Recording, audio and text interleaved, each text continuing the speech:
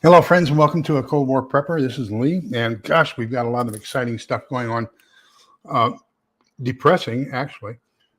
1 second, I thought I had everything well planned. I need to take one more pill.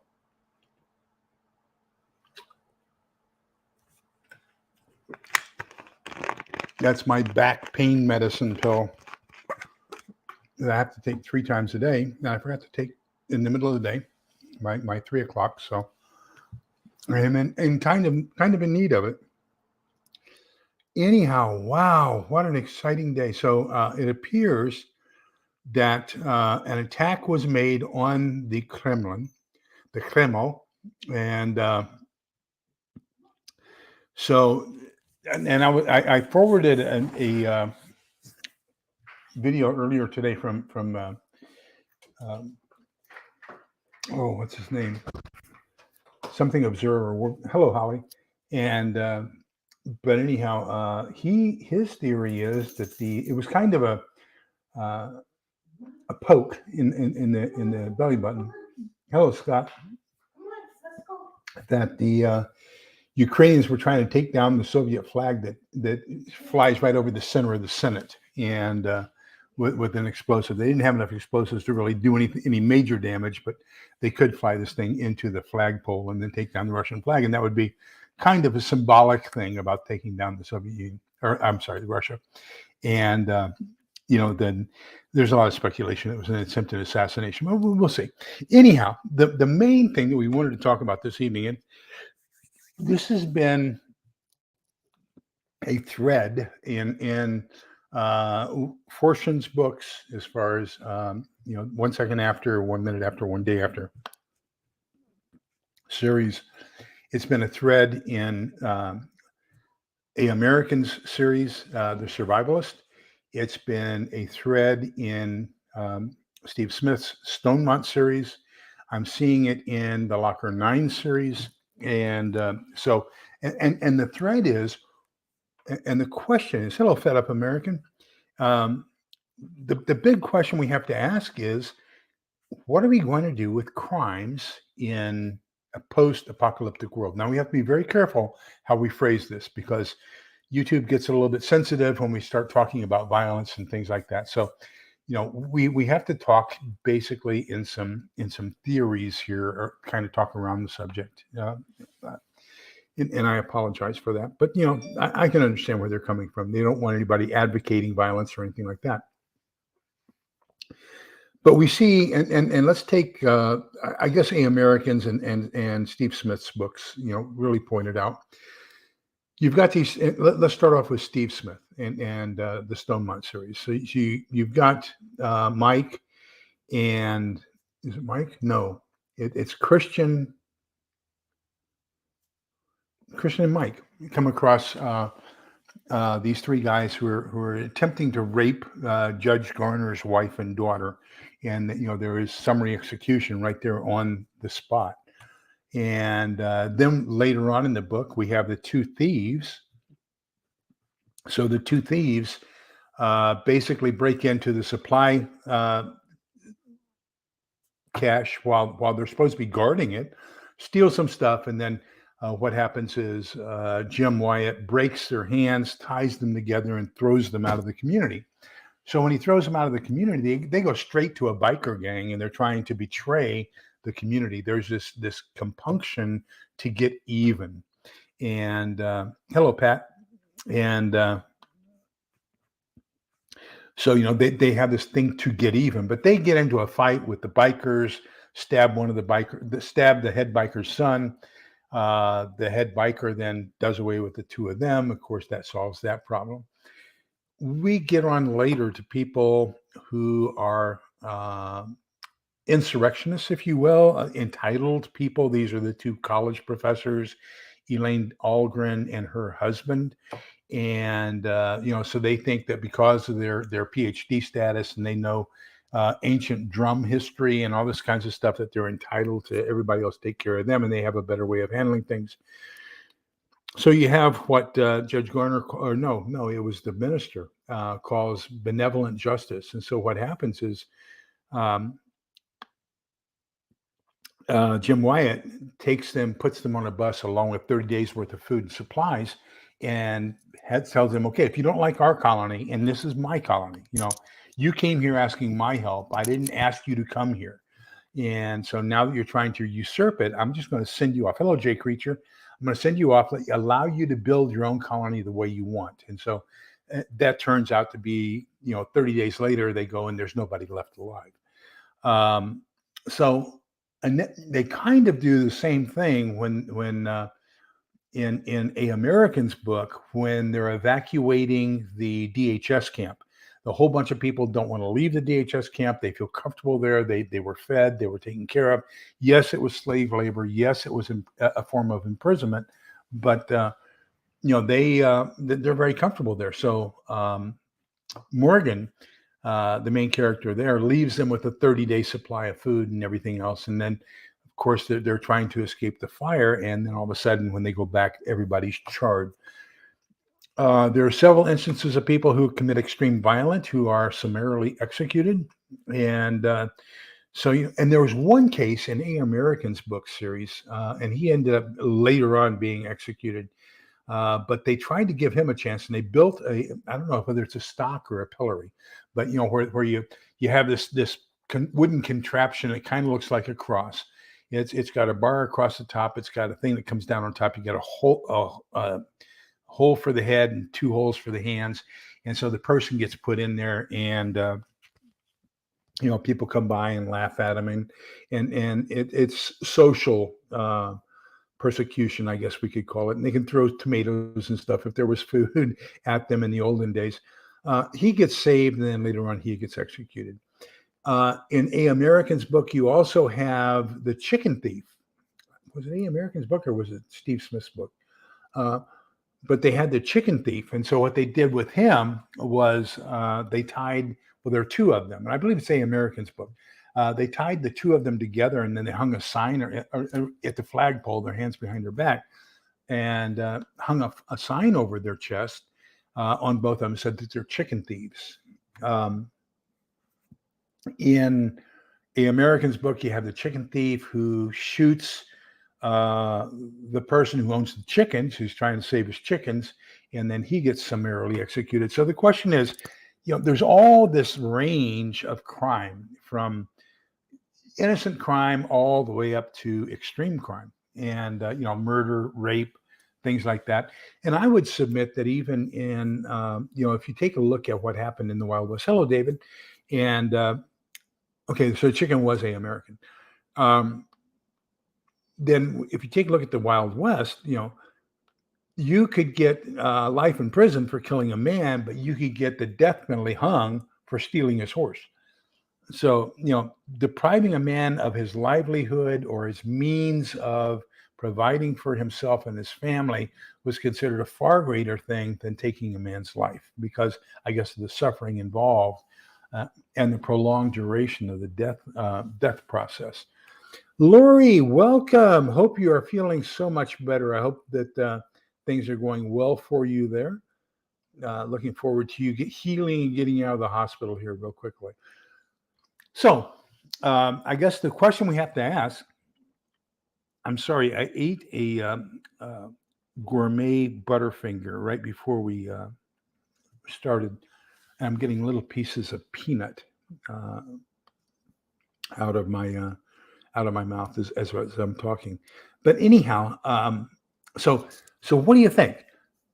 Minor punishment or minor crime, and let's define a minor crime as falling asleep on guard duty. Let's call it oversleeping and not going to work on time, or not fulfilling your thing, or being lazy and not working at all. What do you think? What are we going to do with people who don't have a major crime? Let's define major crime as bodily harm, whether that be violence in the sense of assault, murder, etc., or violence against women, and that could be rape, that could be physical violence, extreme emotional violence.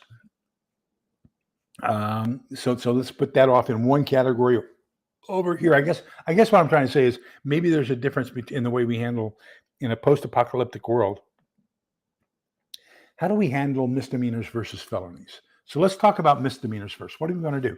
We saw that at least in one case, the people who were given misdemeanor treatment tried to betray the organization. We've seen where we try to give misdemeanor treatment and allow them to survive on their own. That ends up being, in a sense, a death penalty, because people who feel that they're elite and privileged are the people who probably have the least capability of taking care of themselves, or forming a community of willing workers around them that would be able to um, survive. So let's take a look here. So Jay Creature says that heavy-handed response is actually a deterrent. What do you think about that? Is it a deterrent, or um, does it build up resentment? Oh, so Lori's in a SNF. All right. Which is a skilled nursing facility. That's basically the same thing as an upgraded rehab hospital. Um, and SNF falls in between rehab and acute care as far as the hospital structure. I got an email today, or I got a message today on a video, on last night's video, David, that somebody had subscribed to you as a result of last night's video. So hope you saw that today. And but anyhow, so Jay's saying that it can be a deterrent. What can it do as far as morale? Can it, if we are being heavy-handed in the sense of, and I'm assuming you're talking about a felony type offense, does that deprive people of morale? Does it reinforce more? Does it make them feel more secure? How does it make people feel if you have a heavy-handed response, let's say to a felony type offense, something that's violent, reacting to violence with violence? What do you think? What does that do? And likewise, is it possible, even in a post-apocalyptic world, to under-respond to a crime? Let's see here.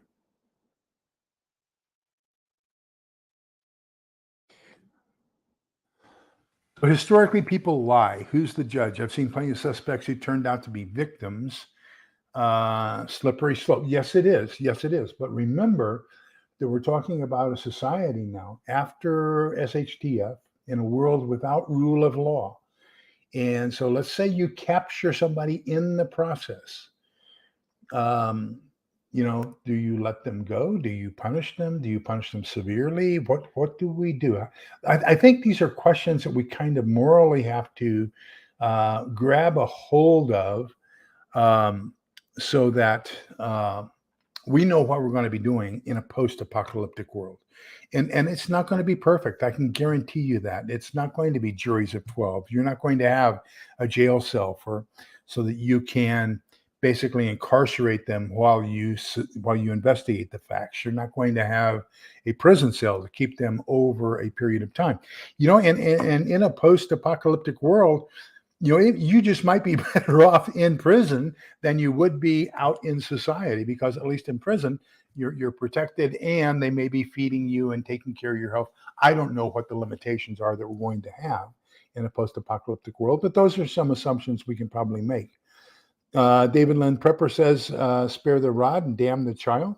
Absolutely. That's Proverbs, 27:18. Let me check here. Go to Proverbs 27. Let's see what we have here. No, it's not 27, 17. I've got it here. Just a second, because I put that in one of my other videos, that I thought that was just a great quotation. And it was about leadership, basically. Oh, here we go. So Proverbs 29:17 says, discipline your children and they will bring you comfort and give delight to your soul. And then the next one is the one I put out in a video earlier today, and it says, without a vision, the people lose restraint. So this is verse 18. But happy is the one who follows instructions. And so I guess the question is, what instructions are we supposed to follow? And of course, I associate that with preparing and learning and taking care of things in the future. Let me see here. I may have to go to my mouse because it looks like my little scroll thing is not working. Holly subscribed to you. That's fantastic. And Lori says it thinks she depends on what the crime was. Yeah, absolutely. Um, so if you steal a chicken and you've killed it and cooked it, how do you make it right? That's a question. I mean, it's a good thought. Question is, how do you make that happen? Um, I believe that still is the case. Remember that the Romans would horrific executions, and that was the crucifixion, scourging and crucifixion. And so remember that when Spartacus revolted, they lined the Appian Way for 100 stones, which is basically 100 kilometers, and 60 miles of slaves, of rebel gladiators that were crucified on both sides of the road, the Appian Way, for 100 stones. So yeah, so then other people look up at these people who were horribly executed and say, "Well, I'm not going to do that." Um, I guess that works as long as your um, system of justice is even-handed. Once you start applying it unevenly, and people don't know, if I do this, then I get that. If they say if I do anything, I get that, then then that system of justice no longer prevails, because it is not a system of justice. But if you say, hey, if I steal a chicken, I don't kill it yet, but I get caught, and I return the chicken, maybe I owe the guy 4 hours of labor. If I kill the chicken and eat it, maybe I owe the guy 24 hours of labor, helping him in his chicken coop or whatever, cleaning out the chicken coop. One of the things we do in the Army is they call getting on the first sergeant's, and I'm going to use a vernacular term here, shit list. So especially, like in Vietnam, when we had 55-gallon oil drums that we used for potties. And so we built the scaffolding over the potties, over the 55-gallon drums. And that's where everybody went to the bathroom. If you had a minor infraction and, just below getting non-judicial punishment, and you were on the first sergeant's shit list, guess what that meant? That meant that you got the shit detailed. So you had to go once at the end of the week and take those 55-gallon drums and carry them over to the pit and pour them in the pit, and then pour the diesel into them to burn what was left of the fecal matter and everything else. And so that was one way of punishing you. You got extremely dirty jobs as a punishment for a minor infraction. Diana too says she agrees with Jay Creature. In this scenario, we're already in trouble. Have to stop bad behavior immediately. Threatens life and livelihood of everyone in the group. Absolutely. So then, what becomes the burden of proof? I guess would be the question there. So I think there would have to be hard rules and consequences for this. So here's the one thing that we have noticed throughout history is we don't create the rule until after a precedent has already been established. So there are all kinds of things, so let's say now somebody comes to my front door and I open the door and they threaten me. Well, now we have to come up with a rule for our group. What do we do when somebody threatens somebody else? And then somebody else comes along and they threaten me, but they have a weapon. So now somebody threatens with a weapon. So are those two different? Do we treat them different? One did not have a weapon. One did. One was at night. One was during the daytime. So now we start seeing where we start, as things happen, we have a tendency, especially here in the US, of creating the law after the fact. So the first time it happens, we try to do the best we can under the circumstances. And then we create what's called a precedent. So once we've made a decision, this thing is this. So, I'm going to decide it's not that serious. So I'm not going to give him that great of a punishment. That sets what we call a precedent. And so that then becomes the law that we apply to other people as we go along. Hello, Rum the Gentleman. Welcome, welcome. Yes, I agree. And we've got to start with teaching that. Sister Mary Esther, I still have a scar right there. Scar from Sister Mary Esther and her 18-inch ruler in the 8th grade. Yep, they sure did. And now Sister Larice was fantastic. She did not have an 18-inch ruler, and then Sister Rosemary did not have an 18-inch ruler. It was only Sister Mary Esther. She was something else. Um,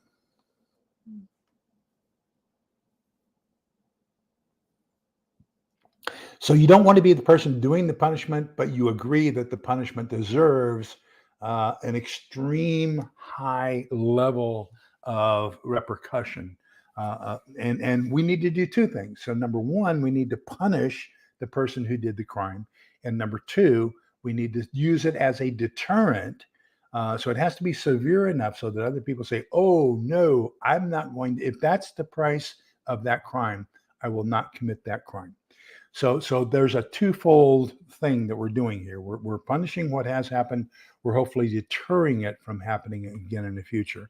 And I wholeheartedly agree with that. I support you on that one, Pat. Um, Hello, roaming prepper. Welcome, welcome. Yes, it is a busy night. We're going to, here in about 10 minutes, we're going to get into a little bit about what you were talking about on your earlier video slash premiere, I guess we could call it.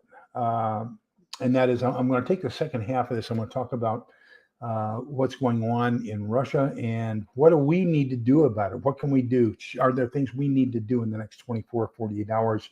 Because it has an escalatory effect beyond imagination. So let me see what Jay Creature here says. Today's society has little personal responsibility. Everything seems to be somebody else's fault. That's absolutely true.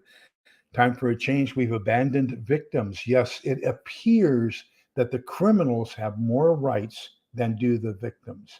And I agree with you on that. So yeah, so that's why you retired. You were what do we call it? Criminal justice as far as a guard, right, in a facility. If I'm not mistaken, if I remember that correctly, you were like a prison guard, if I remember correctly. Hello, Dragon Slayer. Welcome. Let me see here. You were thinking about what is punishment there, Lori? Would crucifixion be appropriate? Oh, there was one guy in a American series where Sarge made a whip out of cloth and then soaked the cloth in water. And oh god, that can be terrible too. So, what about scourging at the pillar? Back in the American colonial days, they would brand you, or they would carve, for example, adultery. They carved the A into the woman's forehead. I'm not so sure if we want to be enforcing moral things like that, but I mean, I guess when it comes down to it, all crime is a moral deviation. But I just, gosh, as you and your group get together, you're going to have to think, what am I going to do to punish crime and to set as a deterrent. So Rainey says maybe the best form of punishment post-apocalypse would be banishment. That gives them, so here's the opportunity for the person who is banished to go give all of the information to an opposing group about where, let's say, your redoubt is, where your Alamo is, where your food storage is, who is on what shift as far as guard duty, who the weakest guards are, where the weakest points in your defenses are, and everything else. So sometimes, banishment can prove to be an organization's downfall. Do you really want to send somebody out to another group, possibly, with all of that information? And so that's the only thing I would have against banishment. During a time of war in the field, there are a number of friendly fire accidents. Absolutely. And we used to have blanket parties in the Army. And that is, if there was one joker who was getting the rest of us in trouble all the time, I'll never forget it. I was in B-33, Bravo Company, 3rd Battalion, 3rd BCT, Basic Combat Training Brigade, Fort Leonard Wood, Missouri, in the winter. So we were on the edge of the Ozarks, snow up to your kneecaps. And Drill Sergeant Campos came in one morning. Man, he woke us up early. He says, "Who's been piecing in the snow?" And we went, he made us all look. And somebody had gone out the back of the Quonset hut and peed in the snow and melted it and yellow stain and everything else. We had to go out and buy extra toothbrushes and sanitize our Quonset hut with disinfectant and toothbrushes. I mean, we were down on the floor, scrubbing the floor, because there was a possibility somebody dribbled back in when they came back in. And we found out who it was. And what you do is you just put them underneath the blanket. And as you put them underneath the blanket, you put a bar of soap in a sock. And then you use that as a bludgeon, and you just bludgeon him while he's under the blanket. And the thing is, he can't testify who did it because he can't see. So, that was kind of peer pressure for that and for that offense. And so, you can do things like that, but that builds up strong resentment. Let me tell you, strong resentment towards the rest of the group. So that may be an appropriate way to do it. And then of course there was a lot of fraggings, because fragmentation grenades don't leave any trace where you can take it back to a rifled weapon where you can do forensic ballistics on it and determine who shot the shell. Interesting idea, but I think we've got to think this out. What are the ramifications if we do something like that? So let me see here. Well, we miss you too, and we're glad you're back. Yes. So I think if people knew that it was going to be swift and severe, then it would deter people from things. If somebody were to get drunk and commit a crime, or on drugs and commit a crime, any crime, in a post-apocalyptic world, and they know that you are depending upon them to be sober, watchful, and everything else, I would consider that to be an extreme crime as well. I like that. Your birth certificate is revoked. So, or we could call that a late-term abortion. That we're going to perform on that person. ABC Patriot, you are so correct. Turn the other cheek. I think turn the other cheek for some minor infractions. And I think, however, it's going to be an eye for an eye for major infractions. I think you're absolutely correct there.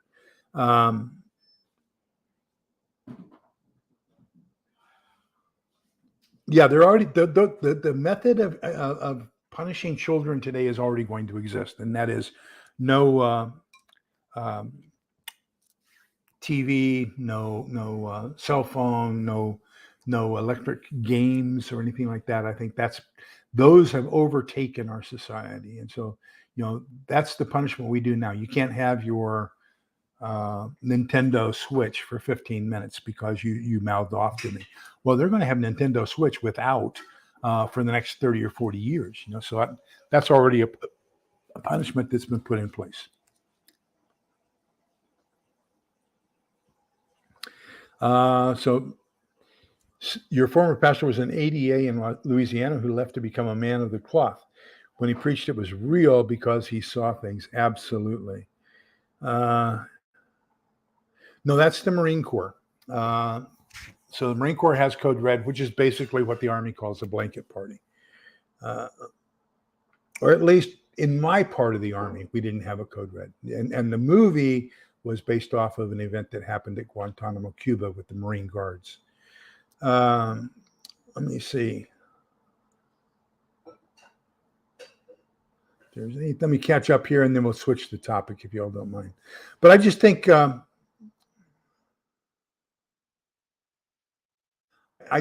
this is a topic that you need to think about. This is a topic you need to kind of come up with some basic rules you're going to have. Write those down, get people to agree to the punishments for those rules.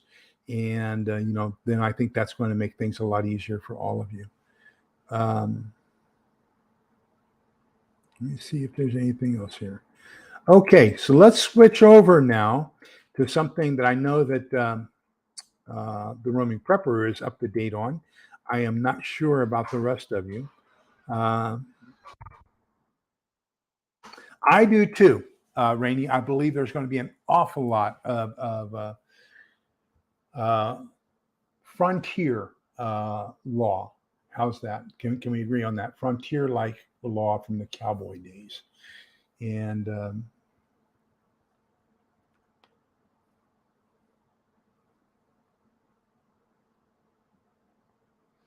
I think you're right, Acer. I think those are going to be some key things.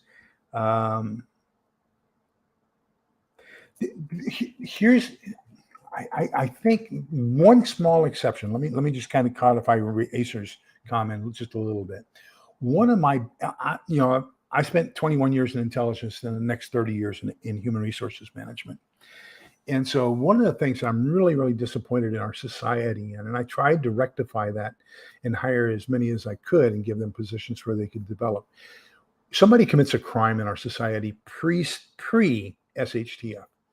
And we say, okay, you did X, therefore we're going to punish you by putting you in prison for Y years. Okay. Then the person gets out. Supposedly, the penalty for the crime was X years or Y years incarceration. They paid that debt. Now they come out and we hold the fact that they were in prison paying that debt against them. So when they pay that debt back with Y years in jail or prison, shouldn't we then accept them back as a fledged member of society and give them another opportunity to succeed? And if they blow it a second time, then we just put them in prison for life. But we aren't giving them that opportunity to re-affiliate with society, to reintegrate into society, to become a productive member of society. We hold a grudge against them that they paid a debt and or repaid a debt, and so that causes a very, very high recidivism rate. I hired a guy when I was HR director for an electric co-op. Hired a guy, and he was a child molester, and he did 18 years in prison as a child molester. Let me tell you something. That is not an easy path, because other people are going to get at you and beat you and everything else for being a child molester. He served his sentence. Now, part of his parole was that he could not be for the next following 10 years within 100 feet of a child under the age of 16, I think it was. And so I said, well, I can't make him a lineman because, a lot of our power lines are within 100 feet of houses and everything else. But I can put him on the tree cutting, the tree trimming, because there's not that many trees, that we have rights away for that are going to be in the area of neighborhoods or schools or anything like that. And sure enough, he was on the job about 3 months. He called me, he says, Lee, I can't do this job today because this right of way that we've got to go to is on the edge of a schoolyard, and I'll be in violation of my parole. I said, okay, it's just we'll try to work around. So we'll give you a day off without pay, and then tomorrow when you come back, we'll find another job where we can make sure that we're keeping in compliance with your parole restrictions. So, one of the things that I have, so that's the reason I bring that up is when we tattoo somebody, that's a permanent mark, that's a permanent punishment, and so I'm not so sure if we want to go that far, but I am quite easily convinced that things in a post-apocalyptic world are not going to be the same as they are now. I can guarantee you that. Okay, let's see here.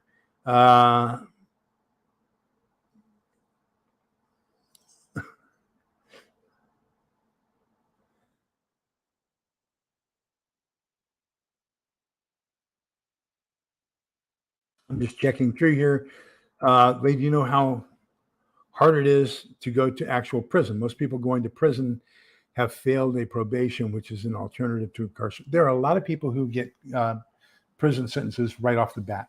I had a cook who worked for me when I had my disaster response company. He a really good cook, but I mean, he had a girlfriend and a wife that he brought with him on a couple of our things. And then he would mess around with all the other women. I mean, there were several other guys who were complaining about this guy and messing around with their wives and everything else. They were going to kill him. Eventually, he went to jail, and so he did 1 year in prison or in county jail actually. For basically a repetitive minor crime, but I think that was because of his reputation that he had that he did that. So yeah, there are people who, on minor occasions, minor repeat offenders and stuff like that, go to jail, and there are people who get 30, 90 days in jail. And then a lot of people, what will happen is you go to jail for 6 months, pretrial confinement, and then when the sentence comes out, they give you time served. So basically, they give you credit for the time you were in jail waiting to be convicted. So all kinds of stuff. Rome, I'm going to say that from what I have heard, I am not an expert. This is only hearsay. From what I have heard, the vast majority of child molesters, the vast majority of crooked cops don't serve out their sentence in jail. They are probably buried on the jail or prison premises until their term is up and then released. Their bodies released to be exhumed and buried somewhere else. Okay, so let's take a look at what's going on in. So Jay says sex offenders can't be cured. That may be the truth. I don't know.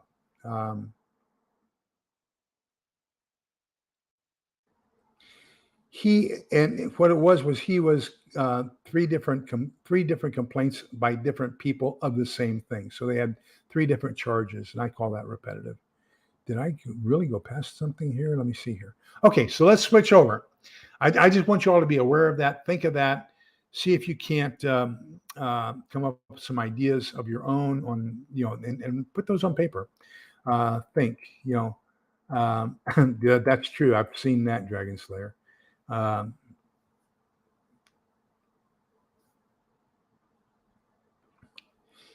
Unfortunately, you're right about that. But I've also seen, and because I was a victim of one, I think I told you all last night when I was teaching voice intercept operator course, Russian language.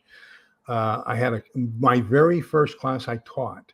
I had to be observed, and so while we had racks of receivers, and so they had to tune in and find the frequency that I was transmitting on, and then I had tapes, and they would listen to them and transcribe them and record them. And so I was up front working on the master keyboard, and my assistant instructor, who was actually watching me to certify me as an instructor, she was an experienced instructor, was behind one of the racks plugging in, the frequencies that we're going to be transmitting on into the receiver for the students. And I had a student come up and tell me she was willing to do anything to pass the 8-week test. And I said, "You're willing to do anything I want? I want to make sure I'm 100% positive here. You want to give me anything I want in order to give you a passing grade for the 8th-week test?" And she said, "Yes, Sergeant." And I said, "Okay, go to study hall." Well, the next day she filed a sexual harassment complaint against me. The story totally changed. It wasn't that she had requested a passing grade in exchange for sexual favor. She reported to my commanding officer that I had offered a passing grade in exchange for sexual favors. Thank God I had a female witness that this girl didn't know about, was there, who saw the whole thing and came to my defense. But there's just as many cases of false accusations against males as there are males who get off, if not more so, because there aren't enough witnesses on a he said, she said. And I think the whole system is kind of terrible how it is. Yeah, it's strange that Bill Clinton paid not Stormy Daniels, that was Trump, but Bill Clinton paid somebody not quite as much money and didn't get as much as Trump did. I think Trump's a better negotiator, but they're both guilty of it. So why wasn't Clinton prosecuted for the same crime that they're prosecuting Trump for?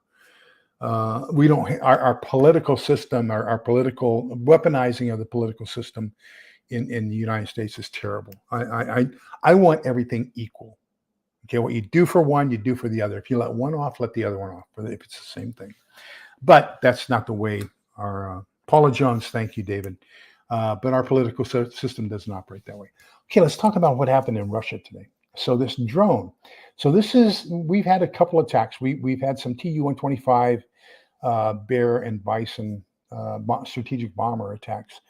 Monica Lewinsky, that's another one, and they got him only for lying under oath on that one, by the way. But anyhow, there have been a couple attacks on Russian Air Force bases inside of Russia. And they're using these drones, and the drones have a small amount of concentrated high explosives. They're thinking it's probably C4, a couple pounds of C4. So they're taking these drones, and I don't know who's providing the drones. The theory is that they're being provided by Turkey. And so they also have these larger drones, kind of like the U.S. High altitude drones called the Bayraktar. And so Ukraine has purchased several of those from Turkey as well. But we've had two drone attacks on bomber bases. And these are the bomber bases that have the nuclear bomber, the bombers capable of dropping nuclear weapons. So two of those have been hit. There's been a ammunition depot that was blown up. That was hit. And now we have an attack on the Kremlin. So let's make some assumptions here. Number one, nobody has yet said, I did that. So Ukraine has not yet fessed up and said, yeah, we did that. Number two, there's conflicting things. The Russians are saying that the drone flew into the flagpole on top of the Senate building. There are a lot of Americans who are saying that it was kind of a slap in the face type thing, that the whole object was, with the little amount of explosives they had, they couldn't blow up the Senate. So they just wanted to blow up the flagpole and be a symbolic attack on the Kremlin, just to show them, hey guys, we can get even with you for everything you've done inside our country. But anyhow, the Senate met, and now the Senate is wanting an unrestricted warfare against Kyiv, and they want to retaliate for those upstart Ukrainians retaliating against the Russians. And so there's an opportunity here where we could see a major escalation in the war over the course of the next 72 to 96 hours.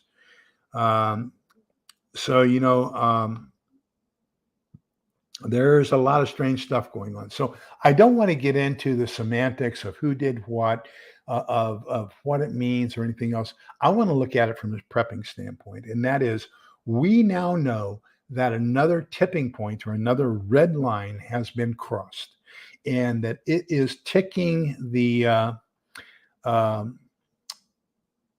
Russians off big time, and they are really upset. And now there is an opportunity that this is a false flag, that this is something that the Russians did against themselves. I will tell you, I have not yet found a news source that I am 100% confident is providing the right news. I don't know who's winning the war. I don't know who has the greatest amount of losses. I hear the same thing from both sides. I hear our government.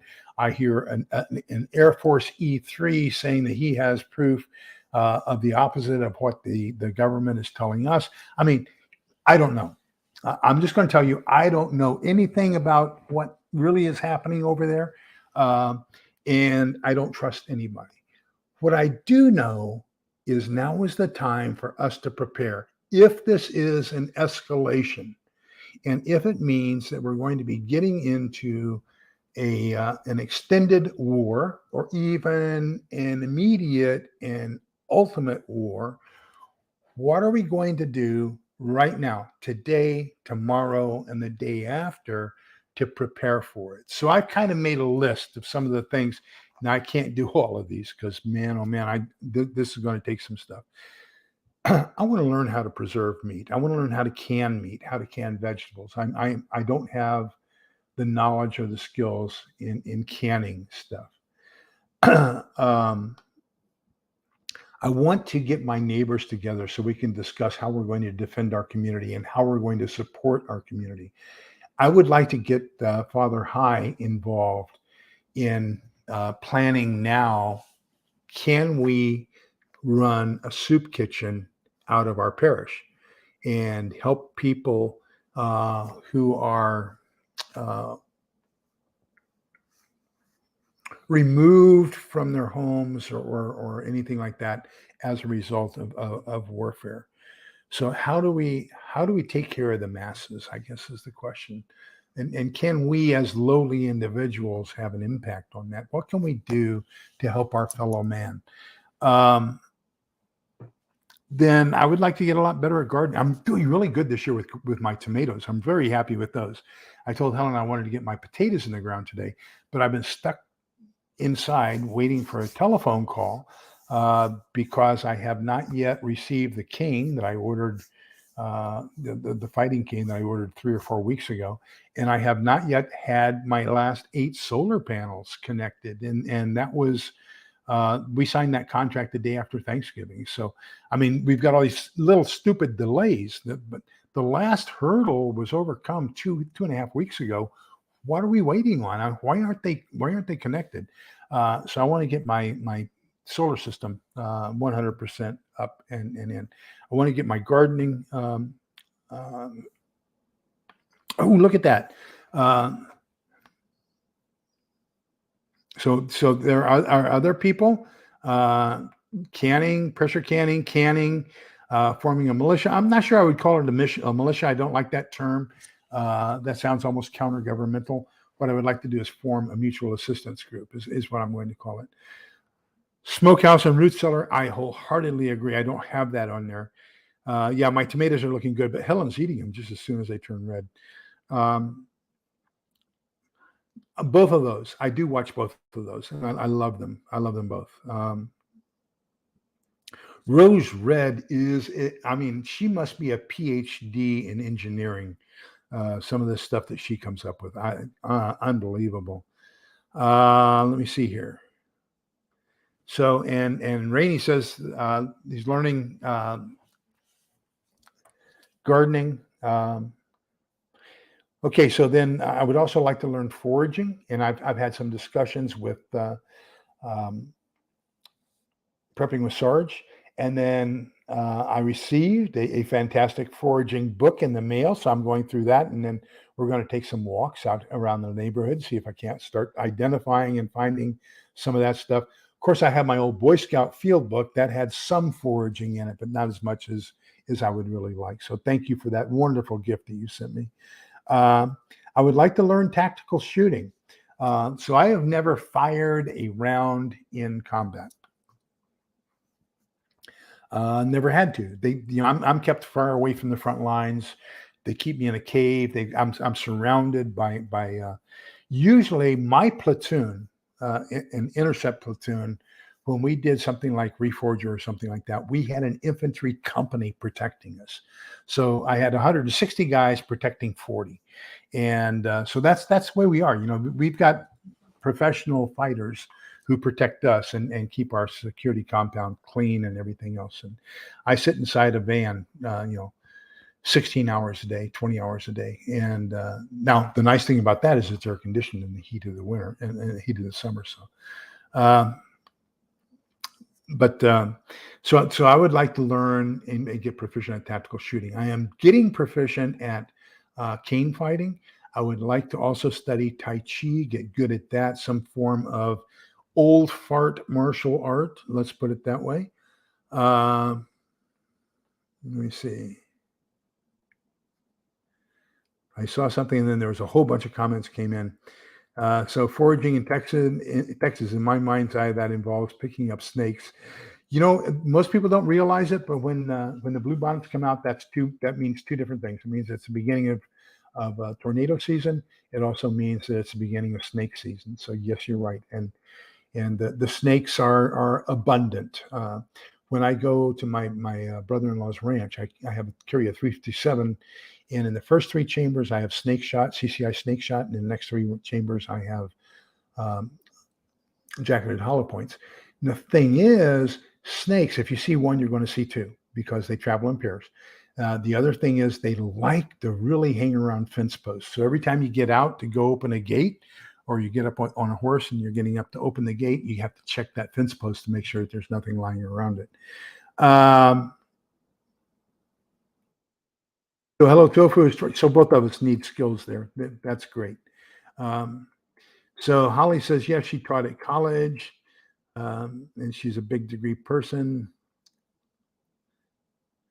No, I have tinnitus now. Just because I didn't do any shooting doesn't mean I wasn't around shooting. And well, is it tinnitus or tinnitus? I've had doctors say both, but that's part of, and plus wearing, being a voice intercept operator and a code breaker, wearing headsets all the time and listening to AM single sideband or FM, and then you get lightning or storm or something hits that, and boom, yeah, anybody who was a 98 Gulf is almost guaranteed 30% hear loss or your hearing loss. Let me see. Yes, I would like to get proficient. Thank you for saying that. I've got to add that to my list.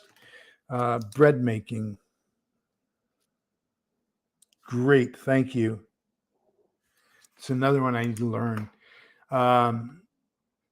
Okay, so some of the other things, so those are the skills. I want to focus on those. Then there are some things I want to acquire. These are things I don't think I have sufficient of that I'm probably going to have to purchase. So I want to get my ham license, both at the technician and at the general level.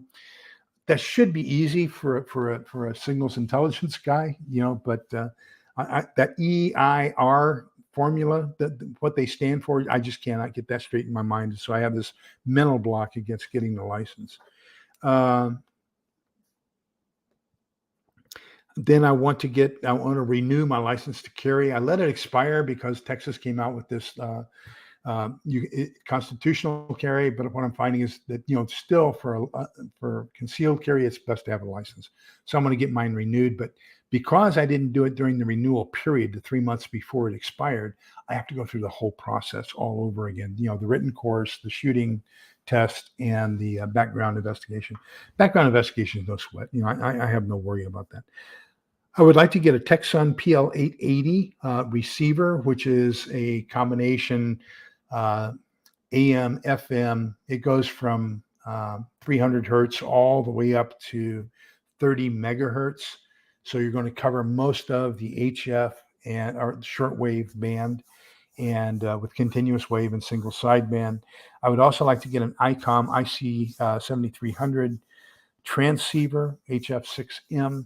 And that is a send and receive. That's a transceiver in the HF arena. It also goes up into low VHF. So I think it goes up to 90 megahertz, 30 to 90 megahertz would be in the VHF spectrum. I want to get a big Berkey, but I have, even though I'm an affiliate with them, they're sold out. I don't know whether they're not making them because of the lawsuit or what. So I ordered a different model today. It wasn't an Alexa Pure, it was a different one. But it was only $140 on Amazon, and it had the exact same specs as the Alexa Pure at 1/2 the price, which is 1/3 the price of a Berkey. So, that I would like to also make sure that I have a portable solar system. So I have the whole house solar system. I have the battery backup. I would like to have another solar system, like the Jackery 24 or 2000 or whatever. I have one, and that's going to take care of the refrigerator. I would like to have another one strictly for the ham radio.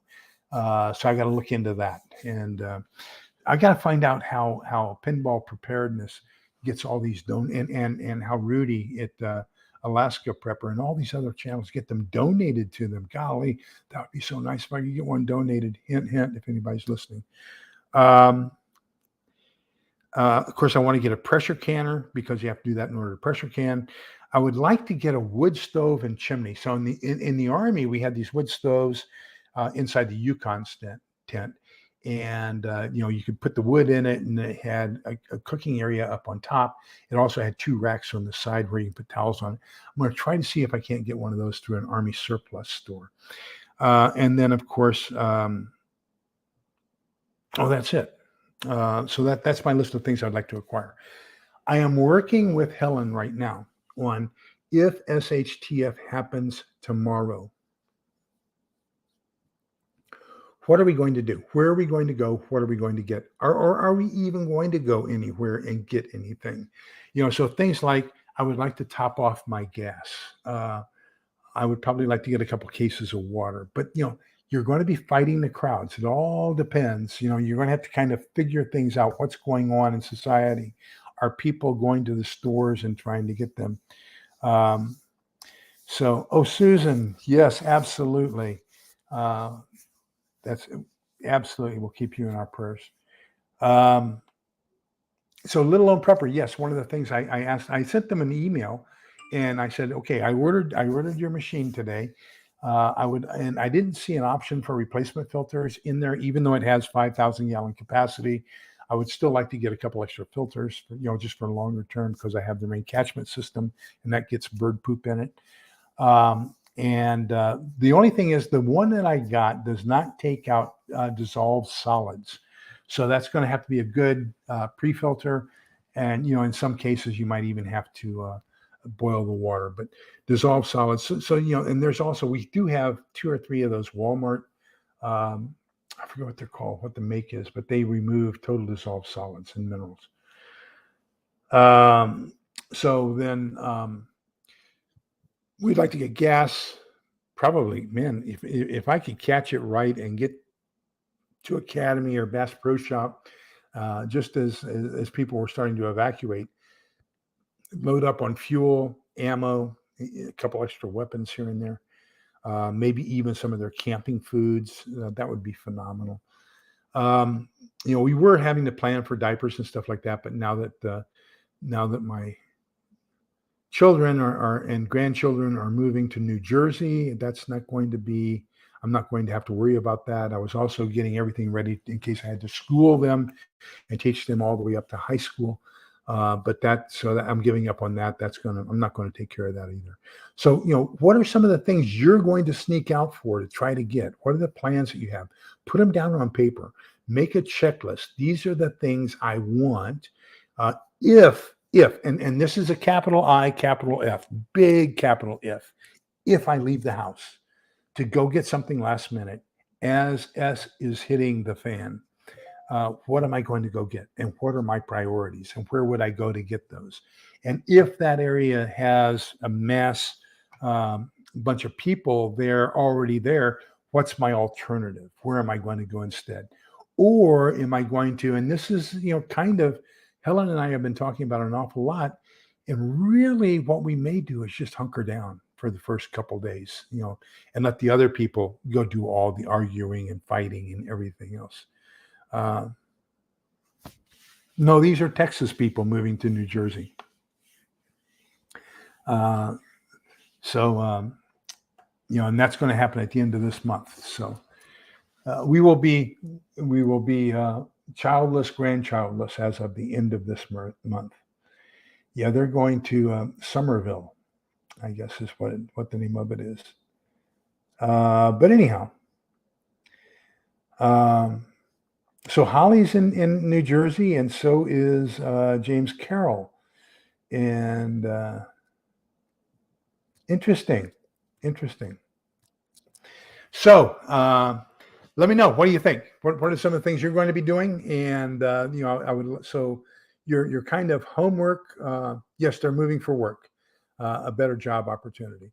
My question is, so here's my impression, Dragon Slayer, of New Jersey. I went there for 6 weeks doing a union avoidance case. I was a union avoidance consultant, and for Rite Aid drugstores, as a matter of fact. And so I went to every Rite Aid drugstore in the state of New Jersey, Manhattan, Bronx, Long Island, Queens. I did all that. And so the one thing I noticed was, gosh, you guys have an awful lot of one-way roads.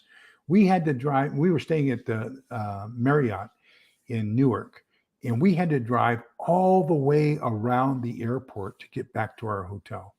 It was crazy. I tell people I don't think there are any two-way roads in New Jersey. I'm not sure, but anyhow, that's my impression of New Jersey. The landscape was gorgeous when you get out into the area where it's not urbanized. It is a gorgeous state. We went to out to the tip of the out by the ocean. There was one Rite Aid store, drugstore we went to that was like 1 block away from the ocean, and it was gorgeous. It was gorgeous. Yeah. So being close to the ocean is quite different from being here in Central Texas, where the only water we get to see is when it rains. Okay. So ABC Patriot kind of agrees that if you note that something's going to be coming down, avoid the crowds, avoid the insanity, avoid the people who. I mean, this is going to be a Black Friday. Is that what they call it? Um, the Friday after Thanksgiving, where everybody goes shopping for everything. This is going to be 10 times worse than that. So, maybe that's the going to be the best place. Okay, Holly says we have jug handles to make a turn. So, okay. Let me see here. So Diana 2 says she's going to go with the flow. She has thought things out and content and peace, and at peace with trusting the Holy Spirit to lead you. That's a wise thing to do. So do me a favor. Remember that we're all in this together so we can come out the other side together. And I hope you got something out of this evening. Oh, I have asked Matt. I'm not going to give his last name, but he is a cane fighting master. What do they call him? Guru, master. Yeah, he's a grand master, cane fighter. If he would be willing to come on and give us kind of a little bit of a demonstration, a discussion about how for seniors a cane is the ideal martial arts for us, because since we're going to be carrying one anyway, so he's going to come up and I've asked him to come talk about that. I've also got an author that I've asked to come talk on the show, and I don't want to give his name yet. I've got a guy coming on talking that I've invited to talk about ham radio and communicating. Thank you, ABC Patriot. And so I've got some interviews that we're trying to get set up that will help you get a little bit wider idea about things that are going on in the prepping community. For those of you who are looking for like-minded people, I want to strongly emphasize, look up PrepperNet, and PrepperNet has different, like they have meetup groups, and so we do have a meetup group here in Austin, and but it is a national thing. So he does like a Monday night at 8:30. He has a meeting, and it's going to be on Zoom. And so he goes out to all 50 states, but he will get you in connection with other people in your area. Also Travis from Prepared Homestead. And I think it's preparedhomestead.net, if I'm not mistaken. He has a find a prepper function on his website. So if you're looking for somebody in your area, those are the two places I want to refer you to right now. Is going to be preppernet.net and preparedhomestead. I'm not sure if it's .com or .net, but those two guys have it set up so you can find like-minded people. If you are Catholic, then we have the CORAC, the Council of Relief, and I forget what it is. But anyhow, it's a Catholic taking care of your brother organization, preppers who are prepping, but have the ultimate goal of helping their fellow man in case of an emergency. So if you're Catholic, I'm going to strongly recommend CORAC, CORAC.org. Let me see if there's anything else. Okay, so we can go to Numbers, and Numbers says, the Lord bless you and keep you. The Lord let his face shine upon you and be gracious to you. The Lord look upon you kindly and give you peace. Tuesday evening is our nonfiction book club. We will continue on with chapters 3 and 4 of, where is it? When Crisis Hits Suburbia. And then that's going to be at 8 o'clock Central. And so just do me a favor. Pay attention to the news, watch what's going on. I don't think you're going to get it as quickly as you will here. There's Texas News Studio. So I would subscribe to it, because if you have your computer on and you have Facebook up, he will come across with alerts. And then Greg, who is NY Prepper, New York Prepper, but he moved to Pennsylvania. So I guess now he should be Pennsylvania Prepper. He does a very good job of keeping up and getting his stuff out really quick. Canadian Prepper does a good job, but I would prefer to see 5-minute bites instead of half-hour to 45-minute to hour-long discussions on it. Just give me the basics. Let me make up my own mind what I want to do. But Canadian Prepper does a good job of keeping up with it. Then City Prepping does a very good job. He is a very high quality. I think he has an entire production team to put out his videos. And so he does his things as well. And usually he's going to be 8 to 12 hours after the fact, but he's going to give you a little bit better information. So stay up with what's going on. I will try to put out, I try not to put out too many, Chicken Little stories. I prefer to stay on the prepping side, but I thought that the one that I put out today about the possibility of the Russians retaliating to the Ukrainians' retaliation was going to be critical information you needed to have. So remember that we're all in this together, so we can come out the other side together. Lori, send me an email, and I'll be happy to discuss that with you concerning the chaplain thing. Be kind, polite, and respectful to each other, because togetherness is how we're going to get through this. We've got to take care of each other. So everybody stay safe, please, and have a wonderful evening. Thank you for being here. Bye-bye.